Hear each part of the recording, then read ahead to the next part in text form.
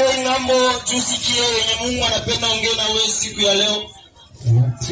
Tunaitwa kwa majina ya watoto waliokombolewa kwa damu ya Yesu Kristo.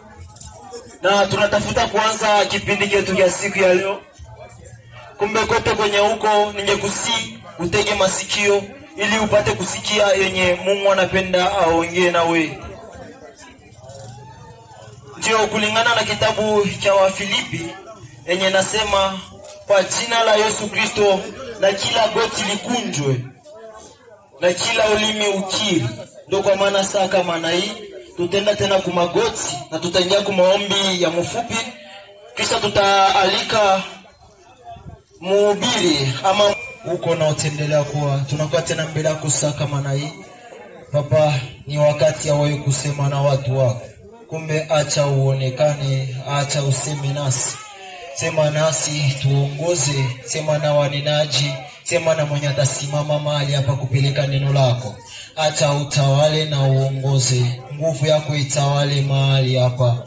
Ni kwa uweza wa jina la Yesu Kristo tunaomba na kuamini, amen. Ndio imefika tena wakati mzuri kwa kila Mkristo, kwa kila mtu mwenye uko napita, utege masikio yako sasa, juu sikie maneno ya Mungu. Maana kuna vitu vingi vya muhimu sana ndani ya imani ili upate kujua. Kwa maana sasa kama niko na kuinvite mahali hapa, na invite masikio yako isikie venye Mungu anapenda ongea na wewe siku ya leo. Bila kuponda wakati, tunaenda kumwalika mwalimu wetu wa siku ya leo. Karibu sana na Mungu akubariki. Amen, amen. Jambo tena. Jambo tena. Jambo. Nawasa mtangulizi ambaye alitangulia alisema kuwa sisi tunaitwa waliokombolewa kwa damu ya Yesu Kristo walioko Zaleka. Waliokombolewa kwa damu ya Yesu Kristo walioko Zaleka. Tunasimama hapa kwa sababu ya kupeleka mafundisho ambayo inaendana sawasawa na Biblia. Mada ya kwanza tutasimamia ni kwa sababu ya kusema Yesu wa Biblia ana Mungu wake. Yesu wa Biblia ana Mungu wake. Kama utakuwa na swali na kama utakontradi, karibu sana kwa kutuswali, sisi tuko tayari. Na mada ya pili ni kwa sababu ya chakumi. Hii ambayo tunaipelekaka tunaita 1/10. Ile kitu iko ni wizi kwa sasa mtu kutoa 10. Kama utakuwa na swali, karibu sana. Kwa sababu wakati tulio nao si wakati tena wa kupeleka 10 na malimbuko. Kwa sababu gani tunasema hivyo? Biblia, kazi ya ile 10, Biblia itatuambia. Karibu sana. Na hatuwezi poteza muda. Tunaanza mada ya kuonyesha kuwa Yesu ana Mungu wake. Kwanza tukamatia kitabu hapo. Kitabu gani? Tukamatie kitabu cha Yohana 20. Tukamatie kitabu cha Yohana 20. Yohana 20:17. Tusikie Yesu hapo anasema nini? Kuanzia 13. Kitabu cha Yohana 12 ndio 17 inasema hivi. Kuanzia 16 inasema hivi. Yesu akamwambia nini? Yesu akamwambia Maria. Ndio. Yeye akageuka. Ndio akasema ni mbingu ambayo inatakiwa tukue na imani moja. Sasa wewe tukue na amini kinyume na Biblia na mimi naamini kinyume na Biblia, hatuwezi fika mbingu. Ndio maana napenda unifuate jinsi mimi ninavyoamini katika Biblia, kwa sababu Biblia inatuambia tunatenda kila msingi ya manabii, mitume na Yesu Kristo. Sasa huyu Yesu manabii walimwamini je? Manabii walimwamini je? Tukamatia kitabu ya Kutoka wazee vantu pale. Kitabu ya Kutoka 23:20. Kitabu cha Kutoka 23:20. Huyo ni nabii wa kwanza tunataka kumtumikisha, tuambie wewe alimtoa Yesu kama nani? Maandiko matakatifu yanasema hivi. Ndio. Nasema ndio. Anatuma malaika mbele yako. Kuna malaika ambaye Mungu anamtuma mbele ya Musa. Ndio. Kukuchuma nchi yenu na kukuleta kwa pahali mtakapotengeneza. Ndio. Muangalie na msikie sauti yake. Ndio. Msimtie uchungu. Ndio. Maana hata samehe kosa lenu. Ndio. Kwa jina langu ndani yake. Simamia hapo. Kumbe jina la Mungu wa kweli litakuwa ndani ya huyo malaika. Ni Mungu anaagiza Musa kusudi Musa ajue kuwa mwenyewe atakuwa ameongoza kutoka Misri mpaka nchi ya ahadi ni malaika, na huyo malaika asimnakilize. Huyo malaika atakuwa na jina la Mungu. Kumbe wakati Musa alikuwa anaongozewa, alikuwa anajua kuna malaika ambaye alikuwa na jina la Mungu, na huyo malaika tutamjua ni nani. Tukamataja hapa kitabu uliza nabii wa pili atuambie kama wewe aliua Yesu ni nani. Tukamataja kitabu cha Danieli 7:13 mpaka 14. Kitabu cha Danieli Danieli 7 ngapi? Danieli 7:13 mpaka 14. Danieli 7:13 nasema hivi. Ndio. Nikaenda katika nuru ya usiku. Ndio. Tazama. Ndio. Katika nuru ya mbingu. Ndio. Alikuja mmoja na mfano wa mwana wake. Ndio. Akaribia mzee wa siku. Akamleta karibu naye. Akapewa mamlaka. Ndio. Utukufu. Ndio. Ufalme. Ndio. Ili watu wote wa mataifa yote. Ndio. Na lugha zote wamtumikie. Mamlaka yake ni mamlaka ya milele isiyopita kamwe. Simamia hapa ndugu. Biblia inatuambia huyu nabii wa pili ambao unaitwa Danieli. Huyu Danieli Mungu anamfunulia kama atatuma mtu mwenyewe yuko na mfano wa mwanadamu, na huyo alipelekwa mbele ya mzee wa siku. Kumbe katika Biblia kuna mzee wa siku na kuna mfano wa mwanadamu, na huyu mfano wa mwanadamu akawa alipewa mamlaka na mzee wa siku. Sasa huyu mzee wa siku tutamtoa ni nani? Nilikwambia katika Biblia Yesu wa Biblia ana Mungu wake. Yesu wa Biblia ana Mungu wake. Kumbe kuna mzee wa siku na kuna mfano wa mwanadamu. Huyu mfano wa mwanadamu kwa alipatiwa mamlaka, heshima na utukufu, na Musa aliambiwa kuwa kuna malaika ambaye atakayokuwa na jina la Mungu. Sasa huyo malaika ni nani? Tumuulize tena nabii wa pili kusudi tuulize tena mitume. Tukamatia kitabu cha Malaki 5:2. Tukamata kitabu cha Malaki. Mika 5:2. Mika ndio kitabu cha Mika ndio Mika 5:2.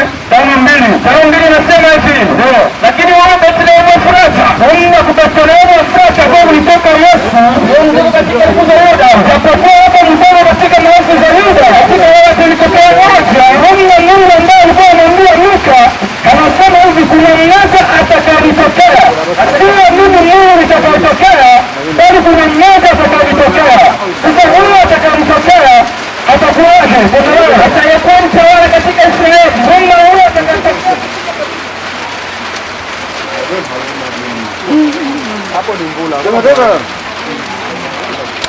Ana Mungu wake, na Mungu wa Yesu ndio Mungu wetu. Karibu sana tena nakukaribisha kwa sababu ya kukontribiri ibada. Tulikuwa katika kitabu cha Mhubiri mmoja anaitwa Mika. Tusomee kitabu cha Mika pale waambie mimi tusikie. Mika naye anaambiwa nini na Mwenyezi Mungu? Nasoma ni kitabu cha Mika 5. Lakini kuna mmoja atakayetokea, na huyo mmoja atakayezaliwa Bethlehemu atakuwa nani? Atachukua jina la nani? Endelea. Inasema hivi, ndio atokea yake ni tangu zamani tangu milele. Ile aliyezaliwa Bethlehemu hata ya dunia kukua. Endelea kwa. Inasema hivi, ndio sababu ya kutoa ndio, hata wakati kuzaa kwake, ndio, aliona uchungu, ndio, mabaki ya ndugu zake yatarudi kwa wana wa Israeli, ndio, atasimama na atakulisha kundi lake kwa nguvu za Bwana, ndio, kwa enzi ya jina la Bwana. Simamia hapo. Kumbe huyu atakayezaliwa Bethlehemu atakulisha watu kwa jina la enzi, kwa jina la enzi la Mungu wake. Huyo atakayezaliwa Bethlehemu hawezi ukimwita kuwa ni Mungu, kumbe sio jina yake, ni jina ya Mungu wake. Kumbe tumuulize mtume wa kwanza anaitwa Mathayo. Tumuulize Mathayo, huyu Yesu ulisikia habari yake kama nani? Katika kitabu cha Mathayo moja verse anzia kuanzia ndio tukwenda na kitabu cha Mathayo moja jina lake Yesu. Huyo atakayezaliwa Bethlehemu sasa jina lake ataitwa Yesu. Amen. Jina lake Yesu, jina lake Yesu.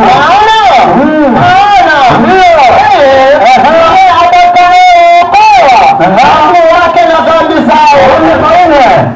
Akurashuka anasema nini? Ndio. Ikiwa atachukua mimba, kuna bikira ambaye atachukua mimba, atazaa wana. Ndio.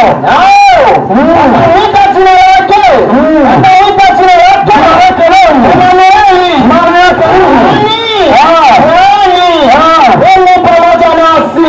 Simamia pale. Bwana Yesu sana. Amen. Kumbe huyu mwenyewe atakayezaliwa Bethlehemu, kama nabii Mika aliambiwa atakuwa na jina la Bwana Mungu wake. Kumbe huyu malaika yako anafunua ataitwa Emanueli. Maana yake Mungu pamoja nasi. Kumbe Yesu anachukua jina la Mungu wake ambayo ni Emanueli. Maana yake Mungu pamoja nasi. Sasa huyu Yesu ambaye aliyekuja na hiyo jina la Emanueli, kumbe hiyo jina sio ya kwake, ni jina la Mungu wake. Amen. Tuko pamoja? Sawa. Kumbe Yesu, ukimwita Yesu sio jina yake. Yesu ni jina la Mungu wake. Mwambie Musa na mtue malaika, na huyo malaika atakuwa na jina langu. Mwenyewe ndio Mika, huyo atakayezaliwa Bethlehemu atakuwa na jina la enzi yangu. Kumbe malaika wakati alimtokea Maria alimwambia kuwa usiogope, utachukua mimba, utazaa mtoto wa kiume, utamwita jina lake Emanueli. Kumbe hiyo jina sio ya kwake wala mtoto. Kwa sababu gani? Ni jina la Mungu wake. Utarudia ukisomea kitabu cha Isaya 46 kwa sababu wanaoamini Utatu wanatumikisha hiyo andiko wakisema kuwa Yesu sio Mungu mwenyewe. Kumbe katika Biblia hiyo hivyo, Yesu wa Biblia yuko na Mungu wake, na kama utapata dini yuko na kukaribisha. Somea kitabu cha Isaya, kitabu cha Isaya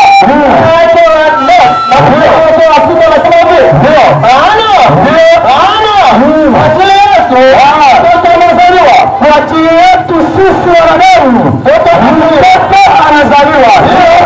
Tumepewa. Kumbe huyu mtoto aliyezaliwa tuko napewa, sio wetu. Tumepewa mtoto wa kiume, mtoto mwanaume, na uweza kifalme utakuwa begani mwake. Kumbe huyu mtoto atakayezaliwa atakuwa na uweza begani mwake. Kwa hiyo ataitwa jina lake Mshauri wa Ajabu. Ataitwa Mshauri wa Ajabu, Mungu mwenye nguvu, Baba wa milele, Mfalme wa amani. Kumbe huyu mtoto atakayezaliwa ukimwita Baba wa milele, Mungu mwenye nguvu, huyo majina sio yake, ni majina yanayo atapatiwa. Kumbe ukimwita Yesu Mungu hautakosea, ni sio jina yake, ni jina la Mungu wake. Kwa sababu gani? Biblia inatuambia atakulisha wetu kwa jina la enzi ya Mungu wake. Amen. Sawa, tukiuliza tena mtume wa pili walimjua Yesu kama nani? Katika kitabu cha Luka 1 kuanzia 3 pale tusikie. Luka 1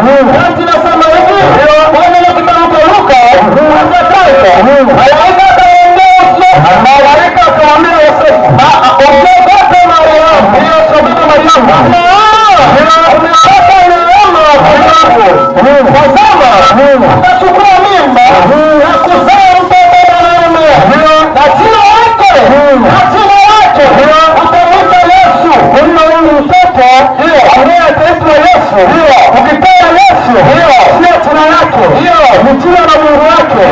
Ukimuuliza Yesu, kwa sababu Biblia inatuambia kumejengwa juu ya misingi ya manabii, mitume na Yesu Kristo. Sasa tumuulize Yesu, hii jina ni jina yako au ni jina la nani? Kamata kitabu cha Yohana 5 mstari wa 30. Unasema nini? Unasema hivi?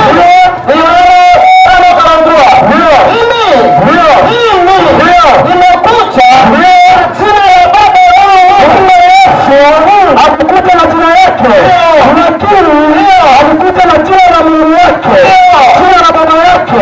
Ule mwenyewe alisema kuna Yohana 5:7, usiniguse Maria, naenda kwa Baba yenu ambaye ni Baba yenu, kwa Mungu wenu ambaye ni Mungu wenu. Amen. Hiyo ndio ya Biblia. Kama uko unataka kwenda mbinguni, inabidi uamini Mungu kusudi upate uzima wa milele. Kamata kitabu cha Yohana 17:3 tusikie. Kitabu cha Yohana ndio sura yake ya ngapi? 17 mstari wa 13. 17:3 inasema nini? 17:3 inasema hivi. Na uzima wa milele. Kwa hiyo kama unaishi dunia huko unatafuta uzima wa milele, usikie uzima wa milele njoo huko hapa. Sio kanuni tatu. Lakini kuamini kisi Biblia inasema. Na uzima wa milele ndio na uzima wa milele ndio unatafuta uzima njoo hapa. Nini? Ukujua wewe. Kama ukitafuta uzima wa milele ukujua wewe nani? Ukujua wewe pekee kweli. Nenda kuna Mungu wa pekee. Kweli Yesu Kristo aliyetoa. Kumbe na kuna Yesu ambaye aliyetumwa na Mungu. Kama wewe unaamini Yesu ndio Mungu mwenyewe, hautapata uzima wa milele. Uzima wa milele ni kuamini kuna Mungu wa pekee na kuna Yesu aliyetumwa na Mungu. Hapo ndio unatafuta uzima wa milele. Kwa sababu Yesu alikwambia nimekuja kwa jina la Baba yangu. Sasa tunataka kumuuliza mtume mwingine. Kweli huyu Yesu ile jina ni la kwake au ni la nani? Kamata kitabu cha Wafilipi 2. Wazee tena pale. Wafilipi 2 kile yasema hivi. Kwa hiyo tena kuna Mungu ambaye amekuazimisha. Mungu akikuazima kitu sio chako, lakini Biblia inatuambia kuna Mungu aliyemlazimisha Mungu. Danieli 7:13 ituambia kuna mfano wa mwanadamu mwenyewe alipelekwa mbele ya mzee wa siku kusudi apatiwe mamlaka, heshima, utukufu, watu wote kudunia wamsujudie. Awe mfano wa mwanadamu. Kwa hiyo kama Mungu alimwadhimisha Mungu akamkirimia jina lile. Mungu alimkirimia jina gani? Akamkirimia jina lile kupitana kila jina. Kuna jina ambayo Mungu alimkirimia mtu, na ule mtu inabidi tuambie alikirimiwa jina gani? Kwa jina la Yesu. Kwa jina la Yesu. Kila koti lipigwe, vitu vya mbinguni vikikuwa tumbini kwa jina la Yesu, na vya duniani na vya chini ya nchi, na kila ulimi ukiri ya kuwa Yesu Kristo. Yesu anaitwa Bwana kwa sababu anachukua jina la Mungu wake.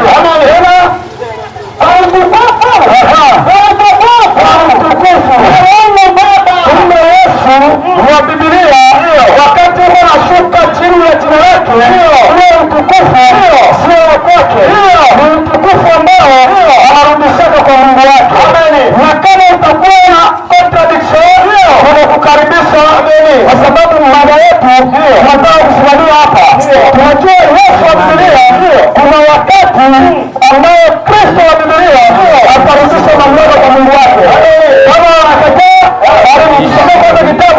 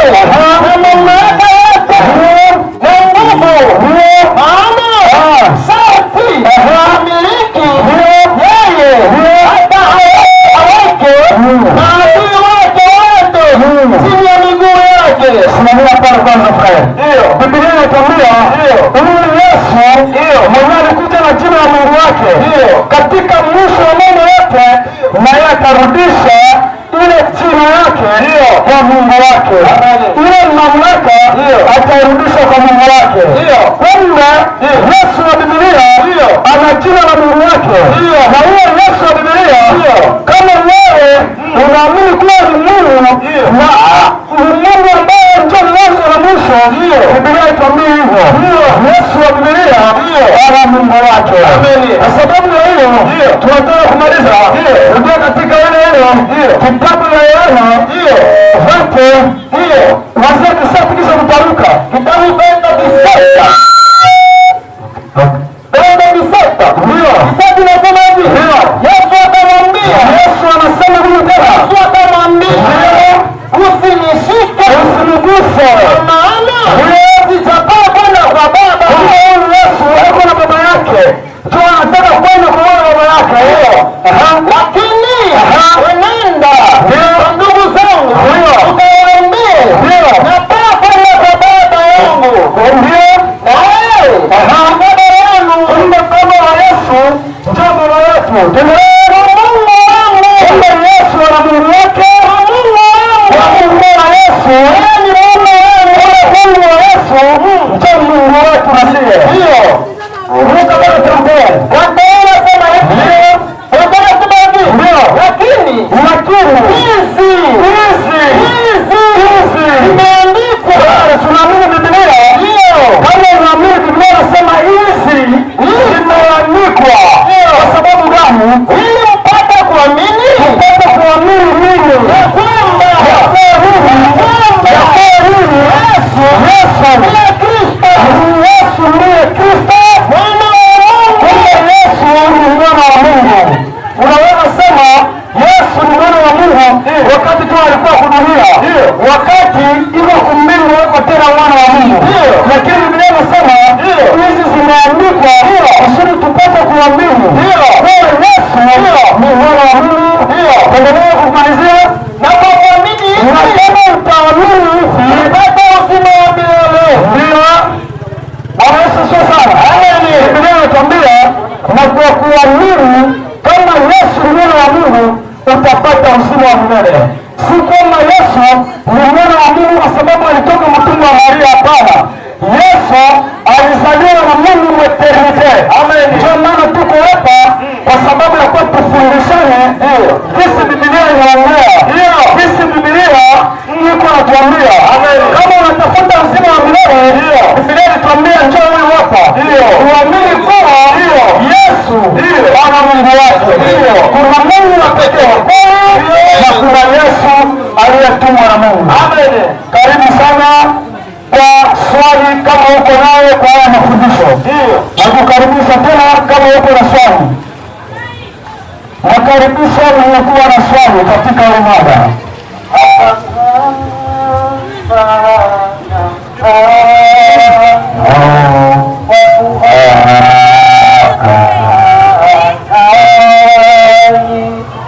Nakaribisha mwenye kuwa na swali. Sisi tunapenda mafundisho ya utatu. Mafundisho ya utatu kwenye Biblia haipo. Ukiamini utatu utaenda kuzimu. Biblia inatuambia kama tunatafuta uzima wa milele ni kuamini kuwa kuna Mungu wa pekee wa kweli na kuna Yesu Kristo aliyetumwa na Mungu kusudi upate uzima wa milele. Kama unapenda yale Mungu, tunakukaribisha. Karibu sana kwa swali. Karibu. Naona hakuna swali. Watu wanatumiaka hii andiko hapa. Kama kwanza kitabu hapo. Kitabu cha Yohana. 14 ngapi? Waanzie tena tusikie. Yohana 14. 14. Nasema hivi. Yesu akamwambia, mimi nimekuwa pamoja nanyi siku hizi zote. Usinijua Filipo? Kulikuwa mtu mmoja anaitwa Filipo. Alikuwa anamuuliza Yesu, utuambie Baba yatutosha. Hii andiko wenyewe mwili utatu wanasemaga kuwa Yesu wakati alijibu Filipo alisema kuwa yeye ndiye Mungu. Endelea hapo. Aliyeniona mimi, ukimwona wewe, amemuona Baba. Umemuona Baba. Basi wewe umesemaje? Utuoneshe Baba. Unajua kabisa Baba anamalizia kwanza pale. Ndio. Hapo Filipo anamuuliza Yesu, utuoneshe Baba ya kutosha. Kwa sababu ukituonesha huyo Baba utakuwa tunapeleka. Yesu akamjibu nini? Yesu akamjibu, ndio. Usadiki ya kwamba mimi ni ndani ya Baba? Kumbe Yesu hapo yuko anajibia yeye yuko ndani ya Baba na Baba yu ndani yake. Na Baba yu ndani yake. Haya maneno ninawaambia mimi, siyasemi shauri yangu, lakini Baba akaa ndani yangu. Wewe kuna Baba mwenyewe yuko anakaa ndani ya Yesu. Usifanye kazi sana. Yesu yuko anafanya kazi hiyo ndani ya Yesu. Kama Yesu amesema kuwa yeye na Baba ni mmoja, iko na maanisha nini? Utakamatia kitabu cha Wakolosai 1:15. Kitabu cha Wakolosai 1:15.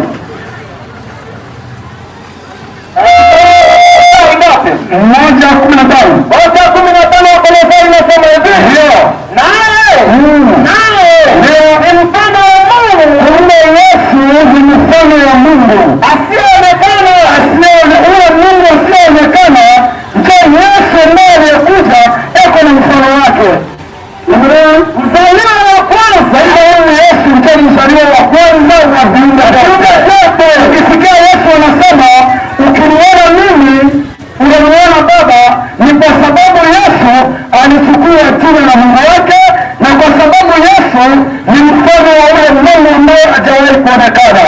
Tuendelee tena tukumbuke kitabu cha Wakorintho wa kwanza chapter 3:4. Wakorintho wa kwanza 4:4. Inasema nini? Inasema hivi, maana sijui ya kujisitaki nafsi yangu. Wakorintho pili chapter 3:4. Wakorintho wa pili 4:4. Wakorintho wa pili 4:4 nasema nini?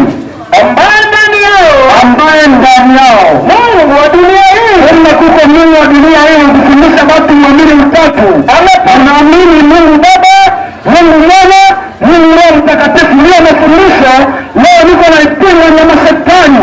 Ndio mafundisho ambayo kwenye Biblia haipo. Mafundisho ambayo inafikisha mtu kwenye uzima wa milele. Ni ile Biblia ilituambia ukiamini kuna Mungu wa pekee wa kweli na kuna Yesu aliyetumwa na Mungu, unapata uzima wa milele.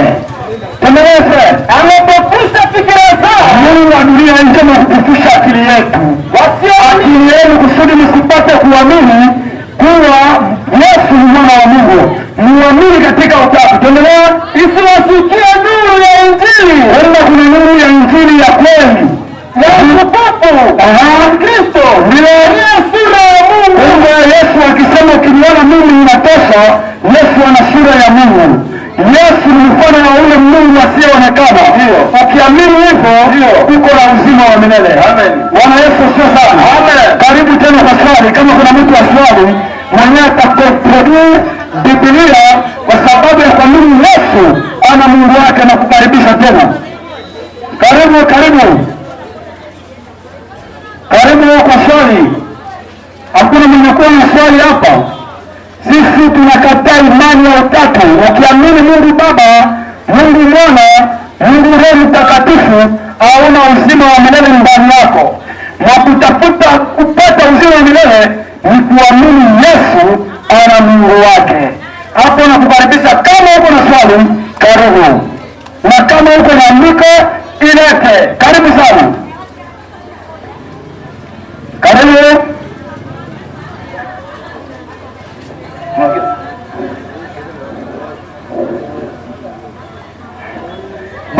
Mpinga Kristo ni nani? Bwana Yesu sana. Amen. Utakamata kitabu cha Yohana wa kwanza. Ndio. Yohana wa kwanza. Ndio.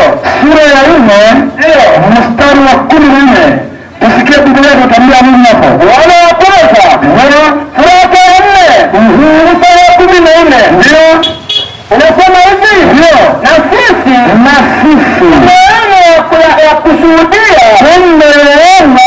jambo linalotembeleka na Yesu, na unaona ndio kuna ushuhuda wa kufikisha watu katika injili iliyo ya kweli. Ndio wakula kumbe kuna baba amemtuma mwana, kumbe kuna baba aliyetuma mwana, mwokozi wa ulimwengu. Kumbe wale baba ndio alituma mwana aokoe ulimwengu. Mungu alijiinkarnia kusudi akuwe baba, akuwe mwana, tena akuwe hiyo mafundisho ni ya mashetani. Na ukiamini hivyo hauna uzima wa milele ndani yako, kwa sababu kitabu cha Efeso cha Wafilipi kilituambia kuwa imani moja na Bwana ni mmoja. Ukiamini kinyume cha hiyo imani, wewe ujue kuwa uko naenda motoni. Yesu ni mwana wa Mungu. Katika kuamini kuna kukiri, na ukikiri sio kukiri Yesu ni Bwana tena ni Mwokozi. Hapana, Biblia inasema inabidi ukiri nini? Yesu ni mwana wa Mungu. Ukitaka kuamini inabidi ukiri kuwa Yesu ni mwana wa Mungu, ndio Mungu ukaa ndani yake, na ndio Mungu sasa ataikala ndani yako. Kama wewe unasemeka huko na Mungu ndani yako na uamini kuwa Yesu ana Mungu wake huko muongo, na kama unakataa kuamini uko hapa na kubali swali yoyote ile kwa sababu ya imani ambayo nayo uamini. Kamata ya andiko lingine pale Wakorintho wa kwanza chapitre 8 verset 5. Wakorintho wa kwanza ndio unasema nini? Unasema hivi, kwa maana japokuwa kudunia kuko itwala Mungu, Mungu yuko nini? Ama mbinguni ikuwa ni Mungu wa mbingu ama duniani ama huko kudunia, kama walivyo mambo mengi na mabwana wako wengi. Lakini kwetu sisi ambao tunasimama leo hapa, simama hapo pale. Lakini kwetu sisi ambao tuliokombolewa kwa damu ya Yesu Kristo, atuamini katika utatu, tunaamini nini? Lakini kwetu sisi Mungu ni mmoja tu. Kuna Mungu ambaye ni mmoja tu, aliye Baba, mwenyewe anaitwa Baba, ambaye vitu vyote mwenyewe. Huyo Baba kila kitu kinachooneka na kinachooneki kinatokaka kwake. Tunaishi kwake, na sio kusudi tunaishi kwa huyo Baba. Yuko na Bwana mmoja. Kumbe kutoka huyo Baba kuna Bwana mmoja ambaye ni nani? Yuko na Bwana mmoja, Yesu Kristo, ambaye ndiye kwake vitu vyote vimekuwepo. Sisimamia hapo. Kumbe katika Biblia kuna imani moja, na hiyo imani ni kuamini kuna Mungu wa pekee wa kweli na kuna Kristo aliyetumwa na Mungu. Unaamini kuwa kuna Mungu wa pekee ambaye kila kitu kinatoka kwake, na tuna Bwana mmoja ambaye ni Yesu Kristo. Huyo ndio mwana wa Mungu ambaye Mungu alimwazimisha, sio Yesu kuwa ndio Mungu mwenyewe na kuna Mungu mwingine zaidi yake. Hiyo mafundisho ni ya mashetani. Mafundisho ya Biblia ni kujua kuwa Yesu wa Biblia ana Mungu wake, na huyo Mungu wa Yesu ndio Mungu wetu, na ukiamini hivyo utapata uzima wa milele. Bwana Yesu asifiwe sana. Nawaza nimeongea kwa kirefu, naona watu wanaongezeka. Kama kuna swali, karibu usongelee kupembeni na kukaribisha ukuwe mswali, kwa sababu naamini Mungu wa Yesu ndio Mungu wangu na mimi. Mungu wa Yesu ndio Mungu wa Biblia, sio Mungu katika utatu. Kama utaulizwa kwa sababu ya Roho, Biblia itakwambia ule Roho Mtakatifu ni nani? Ule Roho Mtakatifu ni nani? Sio nafsi ya tatu, sio Mungu katika nafsi tatu. Ile mafundisho ni mafundisho ya kipagani ya wapinga Kristo. Karibu sana, kama una swali karibu.